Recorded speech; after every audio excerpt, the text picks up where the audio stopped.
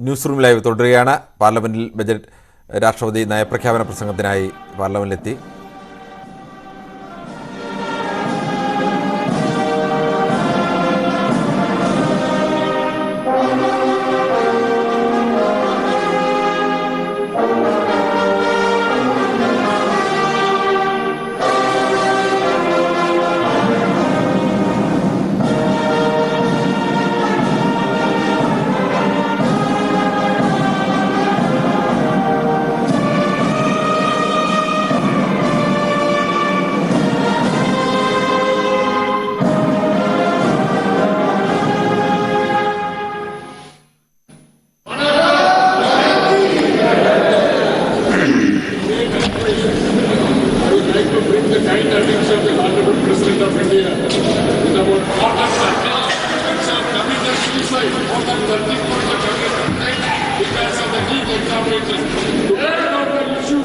Please take your seat.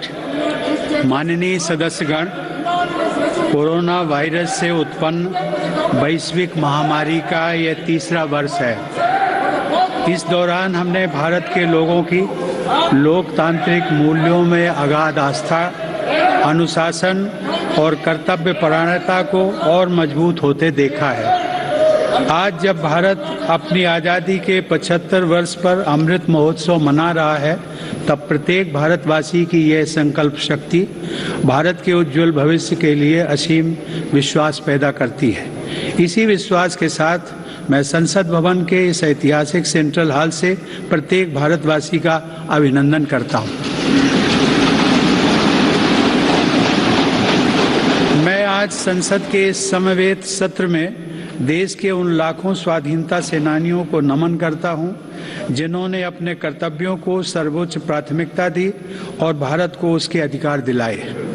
आज़ादी के इन 75 वर्षों में देश की विकास यात्रा में अपना योगदान देने वाले सभी महानुभावों का भी मैं श्रद्धापूर्वक स्मरण करता हूं।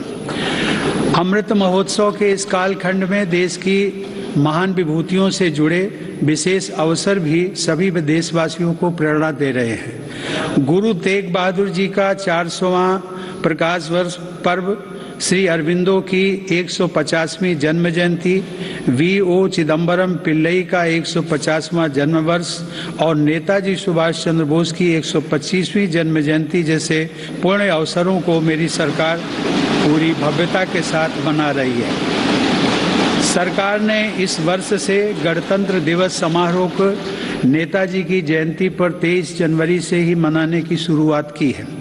मेरी सरकार मानती है कि अतीत को याद रखना तथा उससे सीख लेना देश के सुरक्षित भविष्य के लिए बहुत ही जरूरी है। साहिबजादों के बलिदान की स्मृति में 26 दिसंबर को वीर बाल दिवस की घोषणा एवं 14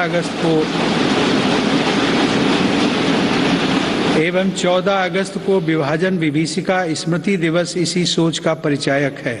सरकार ने भगवान बिरसा मुंडा को श्रद्धांजलि स्वरूप उनके जन्म दिवस 15 नवंबर को जनजातीय गौरव दिवस के रूप में मनाने का भी निर्णय लिया। माननीय सदस्यगण, आज़ादी का अमृत महोत्सव हम सभी भारतीयों के लिए अगले 25 वर्षों के संकल्पों को आकार देने का पवित्र अवसर है।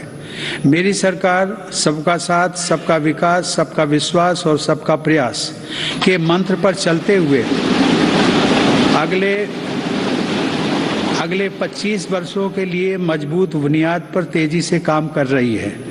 इस बुनियाद का सबसे महत्वपूर्ण संकल्प एक सर्वसमावेशी, सर्वहितकारी, सशक्त भारत का निर्माण और देश की आत्मनिर्भरता है।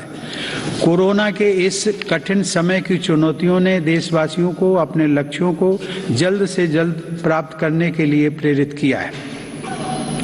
माननीय सदस्यगण, कोरोना महामारी ने पूरी दुनिया को प्रभावित किया है और भारत में भी हमारे बहुत से अपनों को हमसे छीना है।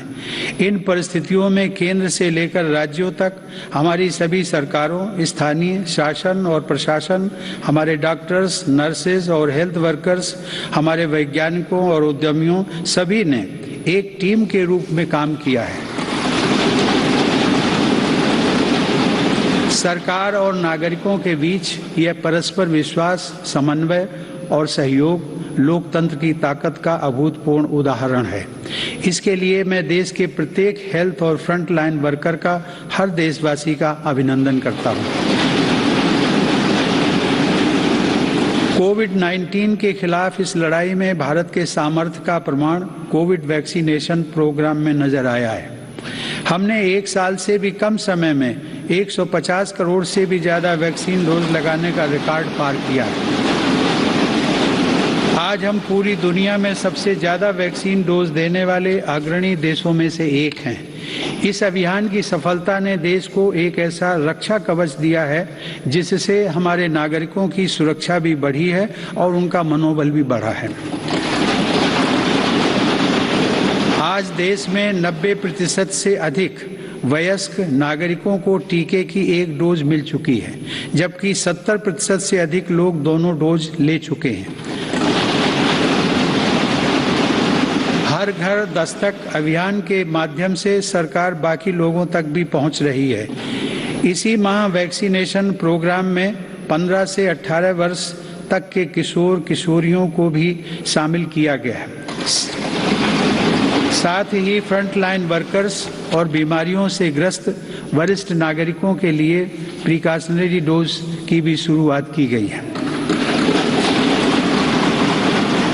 अब तक देश में कुल 8 वैक्सीन्स को इमरजेंसी यूज के लिए स्वीकृत मिल चुकी है।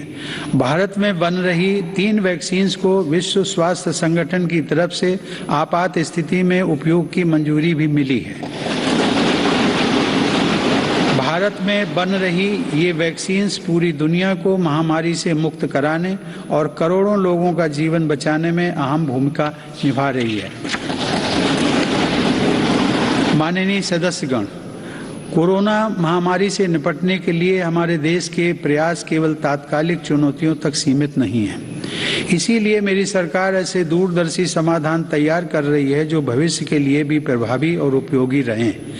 सरकार द्वारा 64,000 करोड़ रुपए की लागत से शुरू किया गया प्रधानमंत्री Ayushman Bharat health infrastructure mission इसका एक सराहनीय उदाहरण है। इससे न केवल वर्तमान की स्वास्थ्य संबंधी जरूरतों को पूरा करने में मदद मिलेगी, बल्कि आने वाले संकटों के लिए भी देश को तैयार किया जा सकेगा। मेरी सरकार की संवेदनशील नीतियों के कारण देश में अब स्वास्थ्य सेवाएं जन साधारण तक आसानी से पहुंच रही हैं। 80,000 से अधिक हेल्थ एंड वेलनेस सेंटर्स और करोड़ों की संख्या में जारी आयुष्मान भारत कार्ड से गरीबों को इलाज में बहुत मदद मिली है। सरकार ने 8,000 से अधिक जन औषधि केंद्रों के माध्यम से कम कीमत पर दवाइयां उपलब्ध कराकर इलाज पर होने वाले खर्च को कम किया है। सुलभ और सुगम स्वास्थ्य सेवाओं के लिए उठाया गया आयुष्मान भारत डिजिटल मिशन भी एक बड़ा कदम है। माननीय सदस्यगण, कोरोना काल में भारतीय फार्मा सेक्टर ने भी अपनी श्रेष्ठता को साबित किया है। वर्तमान समय में भारतीय फार्मा कंपनियों के उत्पाद 180 से ज्यादा देशों में पहुंच रहे हैं। लेकिन इस क्षेत्र में भारत के लिए संभावनाएं कहीं अधिक व्यापक हैं। फार्मा इंडस्ट्री के लिए मेरी सरकार द्वारा घोषित PLI स्कीम से इन संभावनाओं को विस्तार मिलेगा और रिसर्च को भी गति मिलेगी। सरकार द्वारा किए गए प्रयासों के परिणाम स्वरूप योग, आयुर्वेद एवं पारंपरिक चिकित्सा पद्धतियों की लोकप्रियता लगातार बढ़ रही है।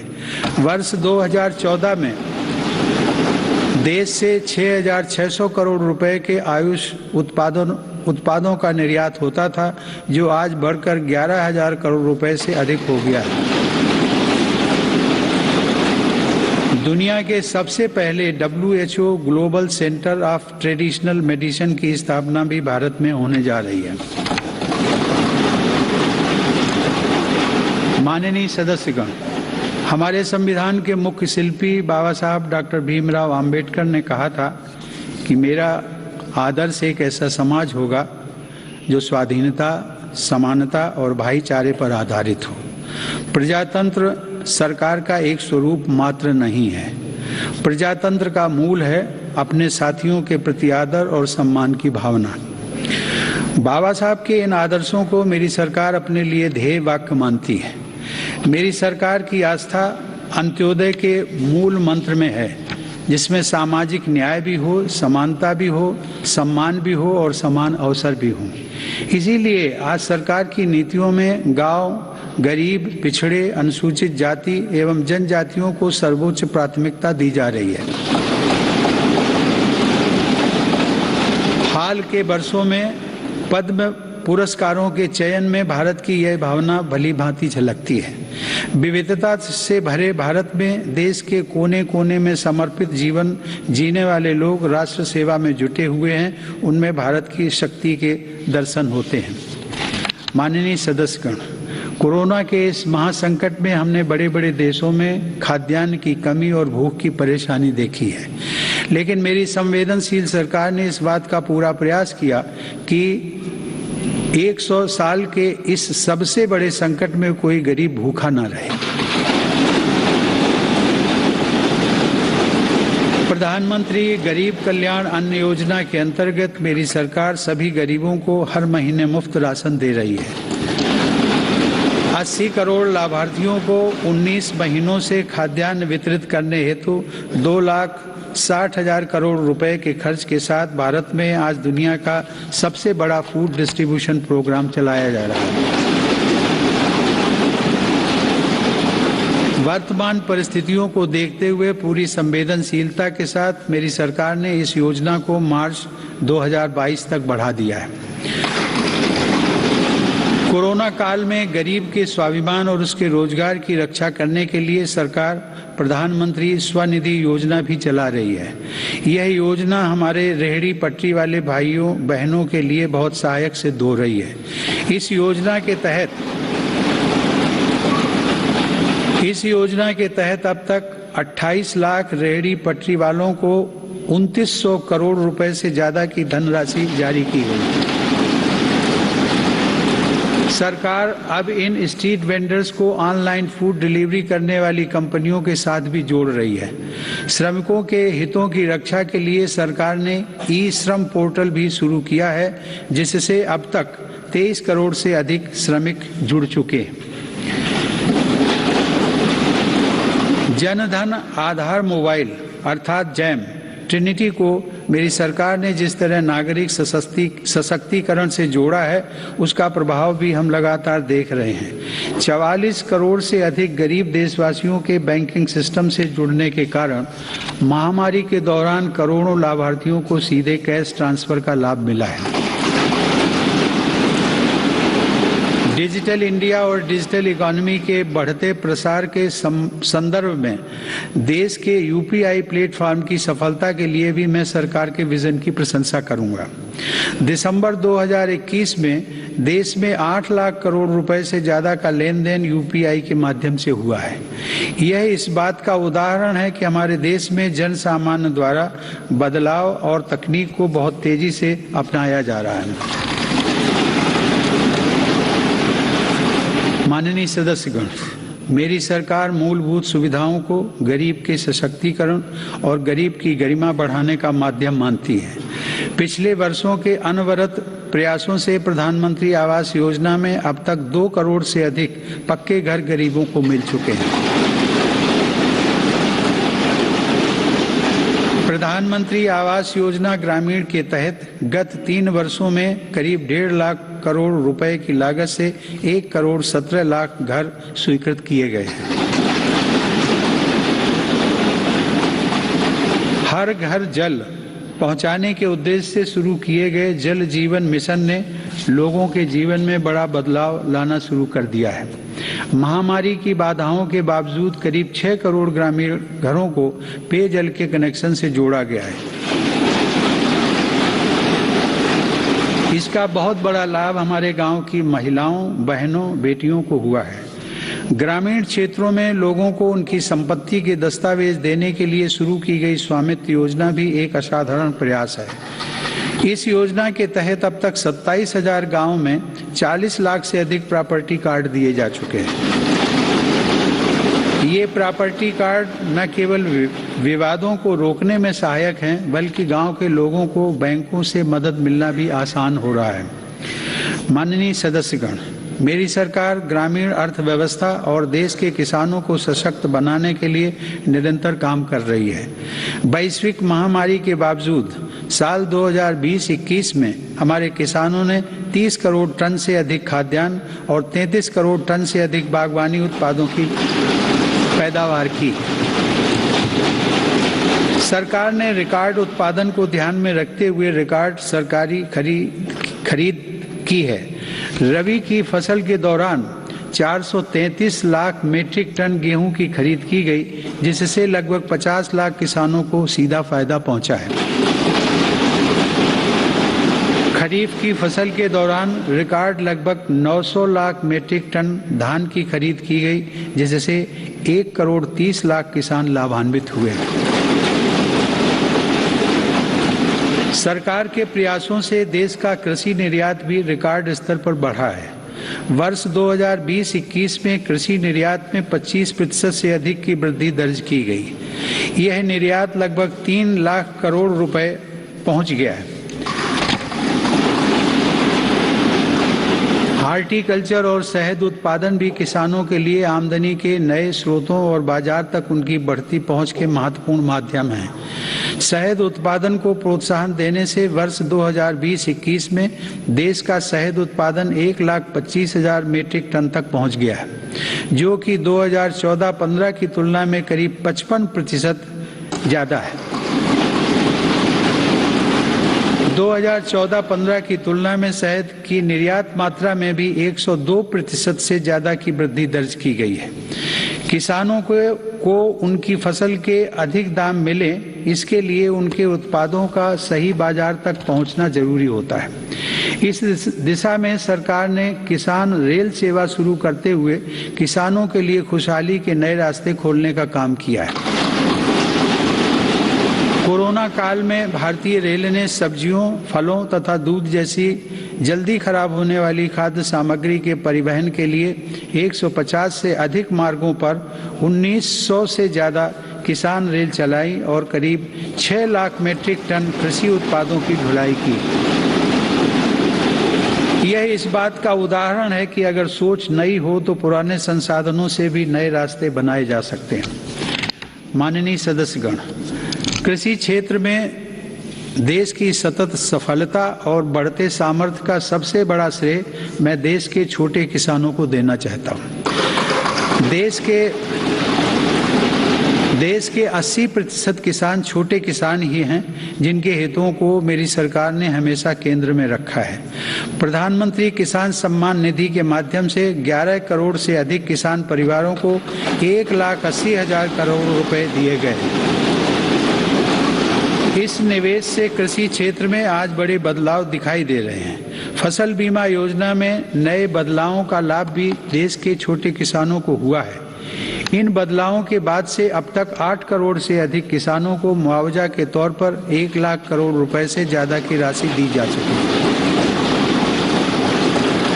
खेतों के नजदीक जरूरी इंफ्रास्ट्रक्चर को विकसित करने के लिए भी मेरी सरकार अभूतपूर्व स्तर पर निवेश कर रही है। 1 लाख करोड़ रुपए के कृषि इंफ्रास्ट्रक्चर फंड के अंतर्गत हजारों परियोजनाओं को मंजूरी दी गई है। मेरी सरकार ने खाद्य तेल में आत्मनिर्भरता को ध्यान में रखते हुए 11,000 करोड़ रुपए की लागत से national mission on edible oil palm की शुरुआत भी की है। सरकार ऑर्गेनिक खेती, प्राकृतिक खेती और क्रॉप डाइवर्सिफिकेशन जैसे विशेष प्रयास भी कर रही है। यह आप सभी की जानकारी में है कि संयुक्त राष्ट्र ने वर्ष 2023 को इंटरनेशनल ईयर ऑफ मिलेट्स के रूप में घोषित किया है। मेरी सरकार इंटरनेशनल ईयर ऑफ मिलेट्स को देश के किसानों, self help groups, FPOs, food industry और जन सामान्य के साथ मिलकर व्यापक स्तर पर मनाएगी।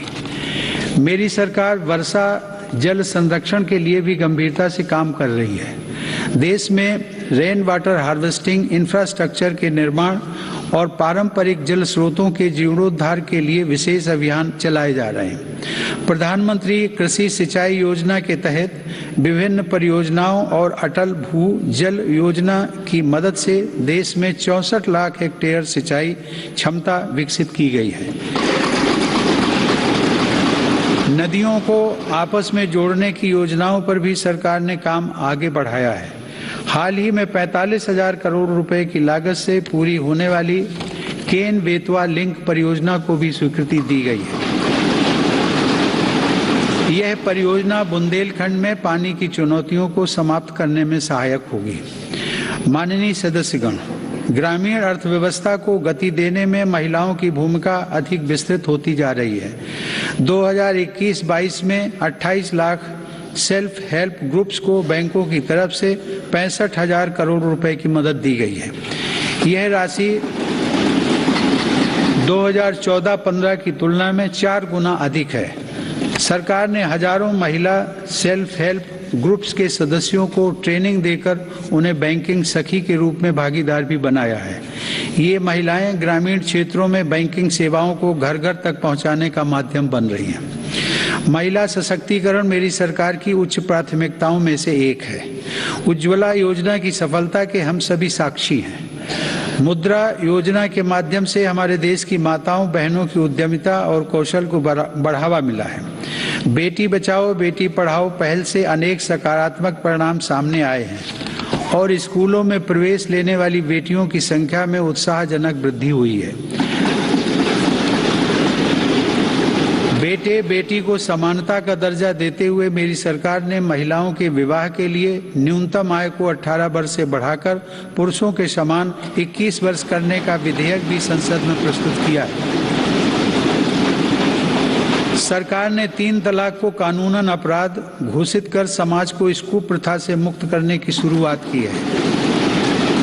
मुस्लिम महिलाओं पर केवल मेहरम के साथ ही हज यात्रा करने जैसे प्रतिबंधों को भी हटाया गया है। वर्ष 2014 से पूर्व अल्पसंख्यक वर्ग के लगभग 3 करोड़ विद्यार्थियों को छात्रवृत्तियां दी गई थी, जबकि मेरी सरकार ने वर्ष 2014 से अब तक ऐसे 4.5 करोड़ से अधिक विद्यार्थियों को छात्रवृत्तियां प्रदान की। इससे मुस्लिम बालिकाओं के स्कूल छोड़ने की दर में महत्वपूर्ण कमी दर्ज की गई है तथा उनके प्रवेश में वृद्धि देखी गई है। देश की बेटियों में सीखने की क्षमता को बढ़ावा देने के लिए राष्ट्रीय शिक्षा नीति में जेंडर इंक्लूजन फंड का भी प्रावधान किया गया है। यह हर्ष की बात है कि मौजूदा सभी 33 सैनिक स्कूलों ने बालिकाओं को प्रवेश देना शुरू कर दिया है। सरकार ने राष्ट्रीय रक्षा अकादमी में भी महिला कैडेट्स के प्रवेश को मंजूरी दी है। महिला कैडेट्स का पहला बैच एनडीए में जून 2022 में प्रवेश करेगा। मेरी सरकार के नीतिगत निर्णय और प्रोत्साहन से विभिन्न पुलिस बलों में महिला पुलिसकर्मियों की संख्या में 2014 के मुकाबले दोगुनी से ज्यादा बढ़ोतरी हो चुकी है। माननीय सदस्यगण, महान संत तिरुवल्लुवर ने कहा था, कक्कर्क कसड्डर कर्प वई कट्रिपिन निकर्क अद्दकर्क तगा। अर्थात एक व्यक्ति जो कुछ भी सीखता है वह उसके आचरण में दिखाई देता है। आत्मनिर्भर भारत के संकल्प व सामर्थ्य को आकार देने के लिए मेरी सरकार देश में नई राष्ट्रीय शिक्षा नीति लागू कर रही है। राष्ट्रीय शिक्षा नीति के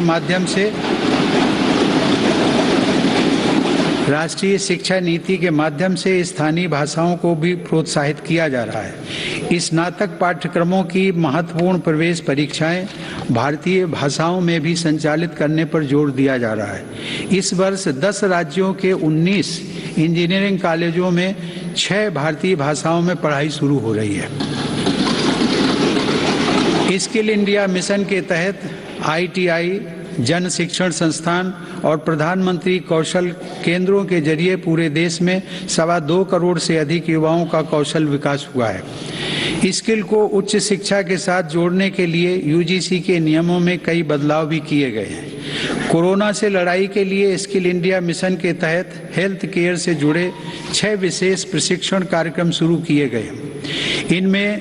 इनसे हेल्थ केयर सेक्टर को मदद मिल रही है। सरकार द्वारा जनजातीय युवाओं की शिक्षा के लिए हर आदिवासी बहुल ब्लॉक तथा एकलव्य आवासीय मॉडल स्कूल के विस्तार का काम किया जा रहा है। ये स्कूल लगभग 3.5 लाख जनजातीय युवाओं को सशक्त बनाएंगे। माननीय सदस्यगण, टोक्यो ओलंपिक के दौरान हम सभी ने भारत की युवा शक्ति की क्षमताओं को देखा है। इस अंतर पर भी तेजी से काम कर रहा है, जिससे अनेक नई संभावनाओं के द्वार खुलेंगे। सेमीकंडक्टर को लेकर भारत के प्रयासों का बहुत बड़ा लाभ हमारे स्टार्टअप इकोसिस्टम को होगा। भारत के युवाओं को तेजी से बदलती टेक्नोलॉजी का लाभ मिले, इसके लिए भी सरकार ने अनेक नीतिगत निर्णय लिए हैं। कई नए सेक्टरों में प्रवेश के द्वार खोले। सरकार ने startups intellectual property protection programme के माध्यम से पेटेंट और ट्रेडमार्क से जुड़ी प्रक्रियाओं को आसान बनाया है, उन्हें नई गति दी है। इसी का परिणाम है कि इस वित्त वर्ष में पेटेंट के लिए लगभग 6,000 और ट्रेडमार्क के लिए 20,000 से ज़्यादा आवेदन किए गए हैं। माननीय सदस्यगण, मेरी सरकार के निरंतर प्रयासों से भारत एक बार फिर विश्व की सर्वाधिक तेजी से विकसित हो रही अर्थव्यवस्थाओं में से एक बन गया है।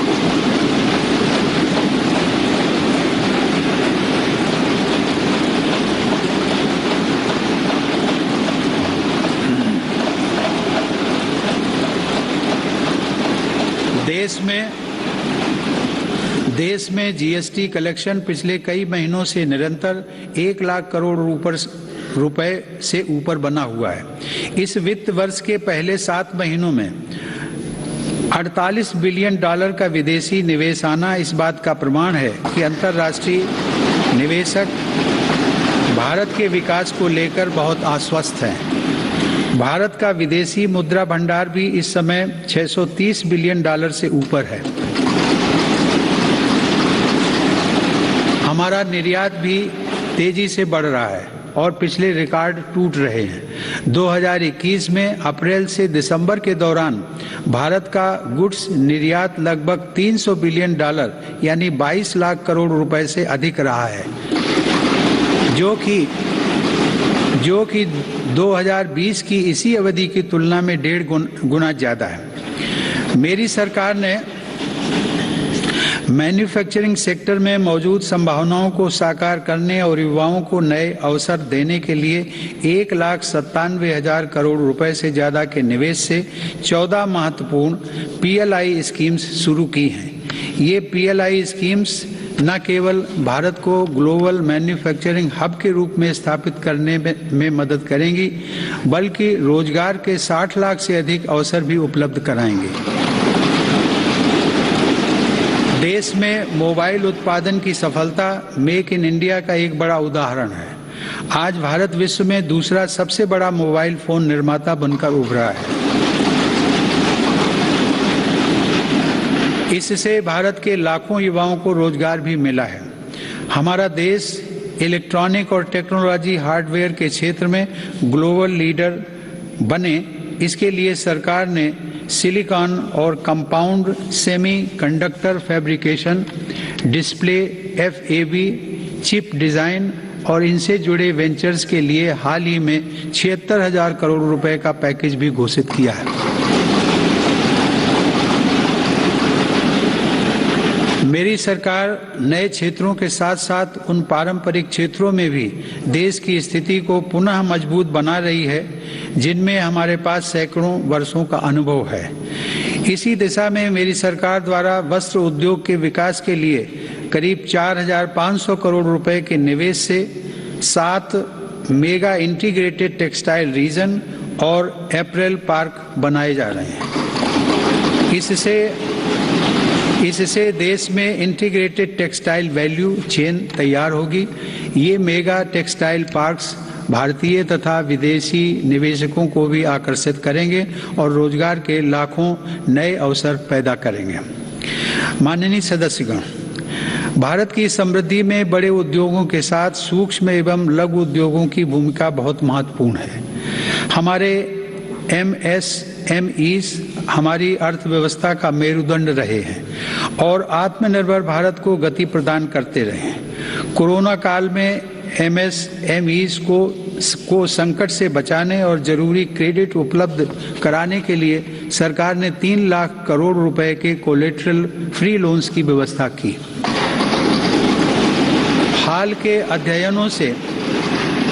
अध्ययनों से यह स्पष्ट हुआ है कि इस योजना की सहायता से 13.5 लाख MSME यूनिट्स को जीवन दान दिया गया और 1.5 करोड़ रोजगार भी सुरक्षित किए गए। जून 2021 में सरकार 3 लाख करोड़ रुपए की इस गारंटी को बढ़ाकर 4.5 लाख करोड़ रुपए कर चुकी है। MSME सेक्टर को विस्तार प्रदान करने तथा इस सेक्टर के लिए अवसर बढ़ाने हेतु कई नीतिगत फैसले भी लिए गए हैं। MSMEs की नई परिभाषा से छोटे उद्योगों को आगे बढ़ाने में मदद मिल रही है। सरकार ने थोक और खुदरा व्यापारियों व स्ट्रीट वेंडर्स को उद्यम पोर्टल पर रजिस्टर करने की अनुमति भी दी है ताकि उन्हें प्रायोरिटी सेक्टर लेंडिंग का लाभ मिल सके। मैं खादी की सफलता का भी विशेष उल्लेख करूंगा। आज़ादी की लड़ाई में बापू के नेतृत्व में देश की चेतना का प्रतीक रही खादी एक बार फिर छोटे उद्यमियों का संबल बन रही है। सरकार के प्रयासों से 2014 की तुलना में देश में खादी की बिक्री 3 गुना बढ़ी है।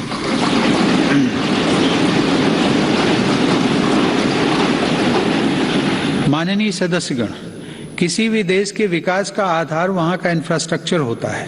मेरी सरकार की दृष्टि में इंफ्रास्ट्रक्चर सामाजिक असमानता को पाटने वाला सेतु भी है। इंफ्रास्ट्रक्चर पर होने वाले निवेश से न केवल लाखों नए रोजगार पैदा होते हैं बल्कि इसका एक गुणात्मक प्रभाव भी होता है। इससे व्यापार करना सुगम होता है, परिवहन की गति बढ़ती है और हर सेक्टर में आर्थिक गतिविधियों में वृद्धि होती है। मेरी सरकार ने इंफ्रास्ट्रक्चर विकास के कार्यों को और अधिक गति प्रदान करने के लिए अलग अलग मंत्रालयों के कामकाज को प्रधानमंत्री गति शक्ति राष्ट्रीय मास्टर प्लान के रूप में एक साथ जोड़ा है। यह प्लान भारत में मल्टी मॉडल ट्रांसपोर्ट के एक नए युग का प्रारंभ करने जा रहा है। भविष्य के भारत में रेलवेज, हाईवेज और एयरवेज अलग अलग और अलग थलग इंफ्रास्ट्रक्चर नहीं होंगे बल्कि एक देश के एकजुट संसाधन के तौर पर काम करेंगे। ग्रामीण क्षेत्रों में सड़कों, संसाधनों और इंफ्रास्ट्रक्चर के निर्माण से देश की उन संभावनाओं को उड़ान मिल रही है जो दशकों से उपेक्षित पड़ी थी। प्रधानमंत्री ग्राम सड़क योजना की उपलब्धियां गर्व करने योग्य हैं। वर्ष 2020-21 में ग्रामीण इलाकों में 100 किलोमीटर प्रतिदिन से अधिक की रफ्तार से 36,500 किलोमीटर सड़कें बनाई गई हैं और हजारों रिहायशी क्षेत्रों को ऑल वेदर रोड कनेक्टिविटी से जोड़ा गया है। आज देश के नेशनल हाईवेज भी पूरब से पश्चिम और उत्तर से दक्षिण पूरे देश को एक साथ जोड़ रहे हैं।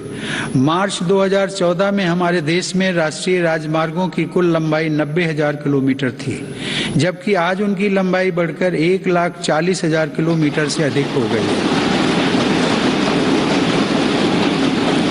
भारतमाला परियोजना के अंतर्गत लगभग 6 लाख करोड़ रुपए की लागत से 20,000 किलोमीटर से अधिक लंबाई के राजमार्गों पर काम किया जा रहा है। इनमें 23 ग्रीन एक्सप्रेसवेज और ग्रीन फील्ड कॉरिडोर्स का विकास भी शामिल है। दिल्ली मुंबई एक्सप्रेस वे भी पूरा होने के करीब है, जो कि भारत का सबसे लंबा और सबसे तेज एक्सप्रेस वे होगा। मेरी सरकार को पंढरपुर तीर्थ को जोड़ने वाले संत ज्ञानेश्वर मार्ग और संत तुकाराम पालकी मार्ग के चौड़ीकरण का काम शुरू करने का सौभाग्य भी मिला है। देश में आधुनिक इंफ्रास्ट्रक्चर के विकास से आज जहां एक ओर विकास के नए रास्ते खुल रहे हैं, तो वहीं दूसरी ओर इससे देश की सुरक्षा को भी नई ताकत मिल रही है। बॉर्डर रोड्स ऑर्गेनाइजेशन BRO ने लद्दाख में उमलिंग ला दर्रा पर 19,000 फीट की ऊंचाई पर विश्व की सबसे ऊंची परिवहन योग्य सड़क का निर्माण किया है। लद्दाख के देमचोक, उत्तराखंड के जोलिंगकोंग और अरुणाचल प्रदेश के हुरी जैसे सर्वाधिक दूरस्थ गांवों को भी आधुनिक सड़कों से जोड़ा गया है। मेरी सरकार भारतीय रेलवे का भी तेज गति से आधुनिकीकरण कर रही है। नई वंदे भारत ट्रेनें तथा नए विस्टाडोम कोच भारतीय रेल की आभा में वृद्धि कर रहे हैं। बीते 7 वर्षों में 24,000 किलोमीटर रेलवे रूट का विद्युतीकरण हुआ है। नई रेलवे लाइंस बिछाने और दोहरीकरण का काम भी तेज गति से जारी है। गुजरात में गांधीनगर रेलवे स्टेशन और मध्य प्रदेश में रानी कमलापति रेलवे स्टेशन आज आधुनिक भारत की नई तस्वीर के रूप में सामने आए। कश्मीर में चिनाब नदी पर निर्मित हो रहा रेलवे आर्च ब्रिज आकर्षण का केंद्र बन रहा है। मेरी सरकार ने गरीब और मध्यम वर्ग का जीवन आसान बनाने के लिए पब्लिक ट्रांसपोर्ट की सुविधा बढ़ाने में भी असाधारण काम किया है। देश में 11 नई मेट्रो लाइंस पर सेवाएं शुरू की गई हैं, जिनका लाभ 8 राज्यों में लाखों लोगों को हर दिन मिल रहा है। भारत आज दुनिया के 4 सबसे बड़े ड्राइवरलेस ट्रेन नेटवर्क वाले देशों में भी शामिल हो गया है। हमने देश में इंडिजिनस ऑटोमेटिक ट्रेन सिस्टम भी विकसित किया है, जो कि मेक इन इंडिया की बढ़ती क्षमता का प्रतीक है। सरकार ने देश में 21 ग्रीन फील्ड एयरपोर्ट्स के निर्माण के लिए भी मंजूरी दी है। इनमें से देश का सबसे बड़ा एयरपोर्ट उत्तर प्रदेश के गौतम बुद्ध नगर जिले में बन रहा है। देश के महत्वपूर्ण कारोबारी क्षेत्रों को बंदरगाहों से जोड़ने के लिए सागरमाला कार्यक्रम के अंतर्गत 80 से अधिक कनेक्टिविटी परियोजनाओं पर भी काम हो रहा है। अब तक 24 राज्यों में 5 मौजूदा राष्ट्रीय जलमार्गों और 106 नए जलमार्गों सहित कुल 111 जलमार्गों को राष्ट्रीय जलमार्ग घोषित किया गया है। इनमें से 23 जलमार्गों के जरिए माल परिवहन भी हो सकेगा। आधुनिक इंफ्रास्ट्रक्चर की दिशा में सरकार द्वारा 27,000 सर्किट किलोमीटर से ज़्यादा ट्रांसमिशन लाइंस भी बिछाई गई हैं। माननीय सदस्यगण, बीते समय में हमने देश में आत्मनिर्भर भारत के नए संकल्प को ठोस आकार लेते देखा है। इस संकल्प को रिफॉर्म्स की ऊर्जा से तेज गति प्राप्त हो रही है। नए लेबर रिफॉर्म्स से लेकर बैंकिंग रिफॉर्म्स और इंसॉल्वेंसी एंड बैंक्रप्सी कोड तक सुधारों का यह क्रम बिना रुके अनवरत चल रहा है। विगत वर्ष केंद्र और राज्यों के अलग अलग विभागों में 26,000 से ज़्यादा कंप्लायंसेस की आवश्यकता को घटाया जा चुका है। देश में स्पेस को प्राइवेट सेक्टर के लिए खोलकर संभावनाओं का अनंत आकाश भी उपलब्ध करा दिया गया। पिछले साल भारत की अंतरिक्ष क्षमताओं को बढ़ाने के लिए इन स्पेस का गठन किया जाना ऐसा ही एक प्रमुख कदम है। तेजी से विकसित हो रही ड्रोन टेक्नोलॉजी और इससे जुड़ी संभावनाओं को लेकर भी मेरी सरकार सजग और सक्रिय है। इस दिशा में सरकार ने सिंप्लीफाइड ड्रोन रूल्स 2021 को अधिसूचित किया है और ड्रोन व ड्रोन कलपुर्जों के देश में निर्माण के लिए PLI योजना भी शुरू की है। इससे देश को भविष्य की इस महत्वपूर्ण टेक्नोलॉजी में अपनी स्थिति को मजबूत बनाने में मदद मिलेगी। माननीय सदस्यगण, मेरी सरकार देश की सुरक्षा के लिए दृढ़ संकल्पित होकर काम कर रही है। सरकार की नीतियों की वजह से डिफेंस सेक्टर में, विशेषकर रक्षा उत्पादन में देश की आत्मनिर्भरता लगातार बढ़ रही है। वर्ष 2020-21 में सैन्य बलों के आधुनिकीकरण के लिए जो भी स्वीकृतियां प्रदान की गई, उनमें 87% उत्पादों में मेक इन इंडिया को प्राथमिकता दी गई।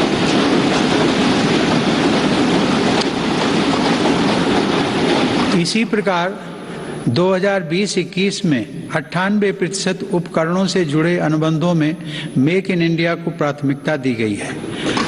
हमारी सेनाओं ने 209 ऐसे साजो सामान की सूची भी जारी की है जिन्हें अब विदेश से नहीं खरीदा जाएगा। रक्षा उपक्रमों द्वारा 2800 से ज़्यादा ऐसे उपकरणों की सूची जारी की जा चुकी है जिनका देश में ही निर्माण किया जाएगा। हिंदुस्तान एरोनॉटिक्स लिमिटेड के साथ 83 LCA तेजस फाइटर एयरक्राफ्ट के निर्माण हेतु अनुबंध किए गए हैं। सरकार ने ऑर्डिनेंस फैक्ट्रियों को 7 डिफेंस PSUs का रूप देने के लिए महत्वपूर्ण कदम उठाए हैं। इसके अलावा रक्षा क्षेत्र में प्राइवेट सेक्टर और स्टार्टअप्स को तेजी से बढ़ावा देने के लिए भी सरकार प्रतिबद्ध है। हमारा लक्ष्य है कि हमारी सेनाओं की जरूरत का सामान भारत में विकसित हो तथा भारत में ही निर्मित हो। माननीय सदस्यगण, तेजी से उभरते वैश्विक परिवेश में भारत ने अपने राजनयिक संबंधों को बेहतर बनाते हुए अपनी स्थिति को मजबूत किया है। अगस्त 2021 में भारत ने संयुक्त राष्ट्र सुरक्षा परिषद की अध्यक्षता की और इस दौरान कई अभूतपूर्व निर्णय लिए गए। भारत की अध्यक्षता में ही सुरक्षा परिषद ने पहली बार समुद्री सुरक्षा के विषय पर अपने एजेंडा आइटम के अंतर्गत समग्र रूप से विचार विमर्श किया। संयुक्त राष्ट्र सुरक्षा परिषद ने इस विषय पर पहली बार एक प्रेसिडेंशियल स्टेटमेंट को सर्वसम्मति से अडॉप्ट भी किया।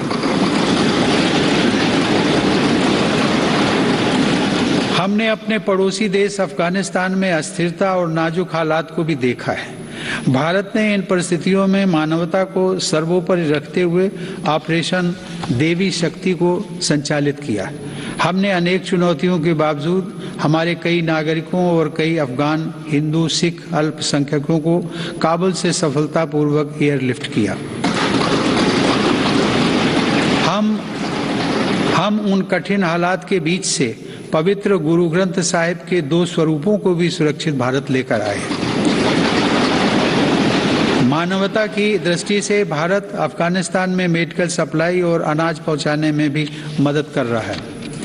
माननीय सदस्यगण, वर्तमान समय में जलवायु परिवर्तन पूरे विश्व के सामने बड़ी चुनौती है। भारत इस विषय पर एक जिम्मेदार वैश्विक आवाज बनकर उभरा है।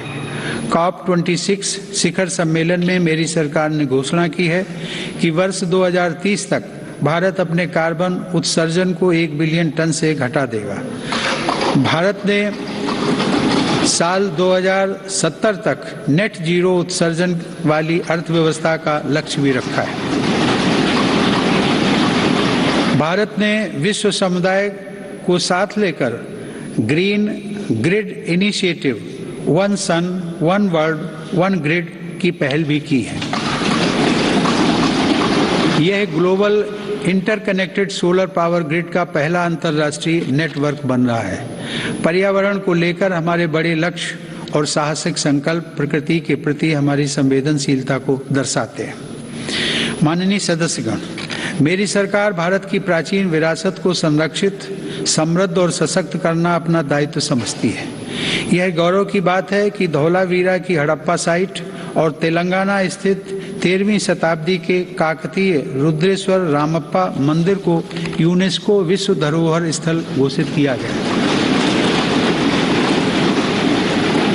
प्रयागराज कुंभ मेले के बाद यूनेस्को की अमूर्त सांस्कृतिक विरासत सूची में कोलकाता की प्रतिष्ठित दुर्गा पूजा को भी शामिल किया गया।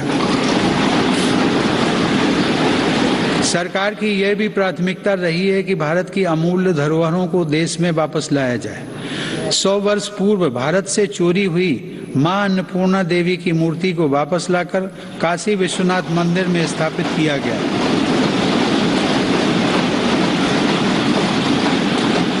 दुनिया के अलग अलग देशों से ऐसी ही कई ऐतिहासिक धरोहरें आज भारत में वापस लाई जा रही हैं।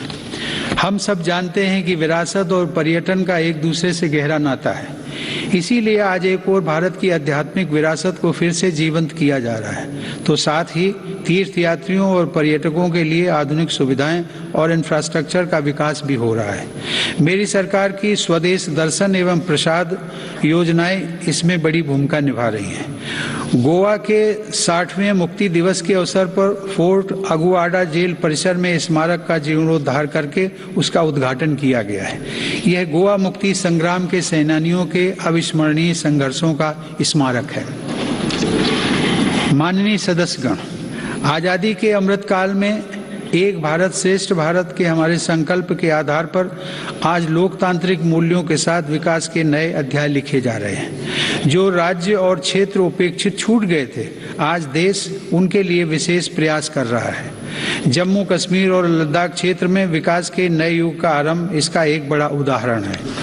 मेरी सरकार ने जम्मू कश्मीर के औद्योगिक विकास के लिए लगभग 28,000 करोड़ रुपए की लागत से नई सेंट्रल सेक्टर स्कीम शुरू की है। पिछले वर्ष काजीगुंड वनिहाल सुरंग को भी यातायात के लिए खोल दिया गया है। श्रीनगर से शारजाह तक की अंतर्राष्ट्रीय उड़ानें भी शुरू हो गई हैं। जम्मू कश्मीर के लोगों को शिक्षा, स्वास्थ्य और रोजगार के बेहतर अवसर प्रदान करने के लिए अनेक महत्वपूर्ण कदम उठाए गए हैं। इस समय वहां 7 मेडिकल कॉलेजों के अलावा 2 एम्स का कार्य प्रगति पर है, जिनमें से एक एम्स जम्मू में और एक कश्मीर में है। IIT जम्मू और IIM जम्मू का निर्माण कार्य भी तेजी से चल रहा है। लद्दाख संघ राज्य क्षेत्र में इंफ्रास्ट्रक्चर और आर्थिक विकास को तेजी से आगे बढ़ाने के लिए सिंधु इंफ्रास्ट्रक्चर डेवलपमेंट कॉरपोरेशन की स्थापना की गई है। लद्दाख की इस विकास यात्रा में एक और उपलब्धि सिंधु सेंट्रल यूनिवर्सिटी के रूप में जुड़ रही है। माननीय सदस्यगण, मेरी सरकार पूर्वोत्तर के सभी राज्यों अरुणाचल प्रदेश, असम, मणिपुर, मेघालय, मिजोरम, नागालैंड, सिक्किम और त्रिपुरा के सतत विकास के लिए प्रतिबद्ध है। इन राज्यों में हर स्तर पर बुनियादी और आर्थिक अवसरों का विकास किया जा रहा है। रेल और हवाई कनेक्टिविटी जैसी सुविधाओं का सपना पूर्वोत्तर के लोगों के लिए अब साकार हो रहा है। यह देश के लिए गर्व का विषय है कि पूर्वोत्तर राज्यों की सभी राजधानियां मेरी सरकार के प्रयास से अब रेलवे के नक्शे पर आ रही हैं।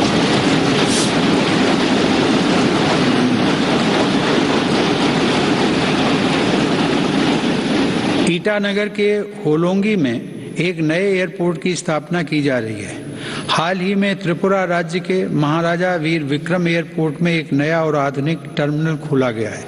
पूर्वोत्तर का यह विकास भारत की विकास यात्रा का एक स्वर्णिम अध्याय सिद्ध होगा। कुछ दिन पहले ही 21 जनवरी को मेघालय, मणिपुर और त्रिपुरा की स्थापना के 50 साल पूरे हुए हैं। आज़ादी के 75 साल पूरे होने के साथ इन राज्यों की यात्रा भी हमें विकास के नए संकल्पों के लिए प्रेरित कर रही है। पूर्वोत्तर में शांति स्थापना के लिए मेरी सरकार के प्रयासों को ऐतिहासिक सफलता प्राप्त हुई है। अभी कुछ महीने पहले ही कार्बी आंगलोंग के दशकों पुराने विवाद को समाप्त करने के लिए केंद्र सरकार, असम की राज्य सरकार एवं कार्बी समूह के बीच समझौता हुआ है। इससे इस क्षेत्र में शांति और खुशहाली का एक नया अध्याय शुरू हुआ है। सरकार द्वारा किए गए प्रयासों से आज देश में नक्सल प्रभावित जिलों की संख्या भी 126 से घटकर 70 रह गई है। माननीय सदस्यगण, मेरी सरकार नागरिकों की जरूरतों के प्रति सरकारी विभागों को अधिक से अधिक जवाबदेह बनाने के लिए कृत संकल्प है। बकाया मामलों में निपटान हेतु तथा स्वच्छता के लिए भारत सरकार के प्रत्येक मंत्रालय में विशेष अभियान चलाया जा रहा है। मिशन कर्मयोगी के अंतर्गत सिविल सर्वेंट्स की क्षमता बढ़ाने के लिए सरकार ने कैपेसिटी बिल्डिंग कमीशन की स्थापना की है। मिशन कर्मयोगी सिविल सर्वेंट्स के करियर में भी सहायक होगा और राष्ट्र निर्माण की नई जिम्मेदारियों के लिए उन्हें तैयार भी करेगा। न्याय प्राप्ति को सरल और सुगम बनाने के लिए भी देश में कई महत्वपूर्ण कदम उठाए जा रहे हैं। टेली लॉ प्रोग्राम के माध्यम से मुकदमों से पहले सलाह देने के लिए एक प्लेटफॉर्म का गठन किया गया है। विवादों के निपटारे में गति लाने के लिए मेरी सरकार ने राज्यसभा में मध्यस्थता विधेयक 2021 पेश किया है। माननीय सदस्यगण, आज देश की उपलब्धियां और सफलताएं देश के सामर्थ्य और संभावनाओं के समान ही असीम हैं। ये उपलब्धियां किसी एक संस्था या प्रतिष्ठान की नहीं हैं, बल्कि देश के कोटि कोटि नागरिकों की हैं। इनमें करोड़ों देशवासियों का श्रम और पसीना लगा है। ये सभी उपलब्धियां हमारे महत्वाकांक्षी लक्ष्यों की लंबी यात्रा में एक तरह से मील का पत्थर है और आगे बढ़ने के लिए हमारी प्रेरणाएं भी हैं। वर्ष 2047 में देश अपनी आज़ादी की शताब्दी पूरी करेगा। उस समय के भव्य, आधुनिक और विकसित भारत के लिए हमें आज कड़ी मेहनत करनी है। हमें अपने परिश्रम को पराकाष्ठा तक लेकर जाना है और यह सुनिश्चित करना है कि अंततः इसके लाभकारी परिणाम निकले। इसमें हम सबकी भागीदारी है और समान भागीदारी है। कोरोना काल में आप सभी सांसदों ने जिस तरह अपनी जिम्मेदारियों का निर्वहन किया और सभी सावधानियों का पालन करते हुए दोनों सदन संचालित हुए, मैं उसके लिए आप सभी की सराहना करता हूं। आप सभी सांसदगण करोड़ों देशवासियों की आशाओं आकांक्षाओं के सारथी हैं। इसी भावना के साथ हमें आगे भी काम करते रहना है। मुझे पूरा विश्वास है कि हम सब मिलकर अपने महान भारतवर्ष को गौरव के शिखर तक लेकर जाएंगे। इसी भावना के साथ आप सभी का एक बार फिर से अभिनंदन। आप सभी का बहुत बहुत धन्यवाद। जय हिंद।